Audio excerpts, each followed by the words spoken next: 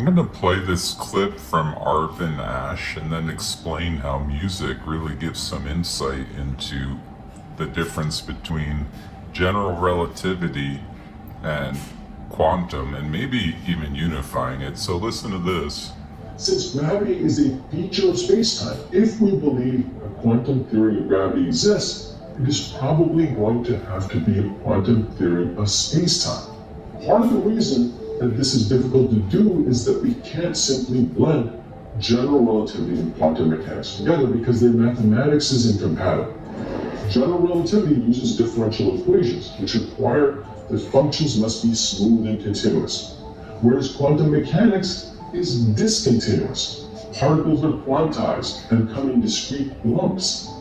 Another fact. Okay, so let's take that to music. I could go pick up my guitar and strum 1 and 2 and 3 and 4 and that's like what he just described there with general relativity, where it's not quantized. But you could then go into software and you could literally line these up on a quantized grid in your, it's called a DAW, a digital audio workstation, and it's basically lining up your bits of music to every spot on the grid. So 1 and 2 and 3, and it's like right on the money because it's synced with the internal clock in your computer. So you've taken like an analog big picture macro concept, just a guy strumming his guitar. You've run it in software and you've quantized it to the grid. So my question is, why can't these things exist? Why can't they coexist? What's happening here is my analog thing is becoming quantized. So maybe gravity starts out like this, where it's, a guy strumming his guitar, to use my analogy, but more like it's just expanding. Maybe something that looks like it's expanding even haphazardly, just like you could strum chords not quite right in time. Maybe space-time is expanding at, different rates or haphazardly.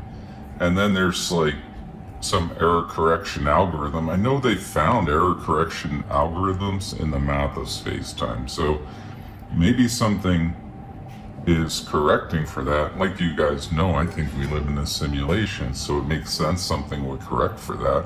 So you have something correcting for it and then lining it up to the grid so it's expanding more uniformly. I don't know if that's happening, but my big point is that this literally happens in our day-to-day life every day. So why is it incompatible? I literally have files on my computer that started like this as analog inputs, and I was strumming haphazardly, not quite in time, because I stink. And then I ran it in software, it became digital, and it was literally on the 1, on the and. That's 1 and 2 and 3 and 4, and that's like how you count a beat. And they were literally perfectly on there, and was synced through an internal clock in the software and an error correcting algorithm that adjusted for this sloppiness up here.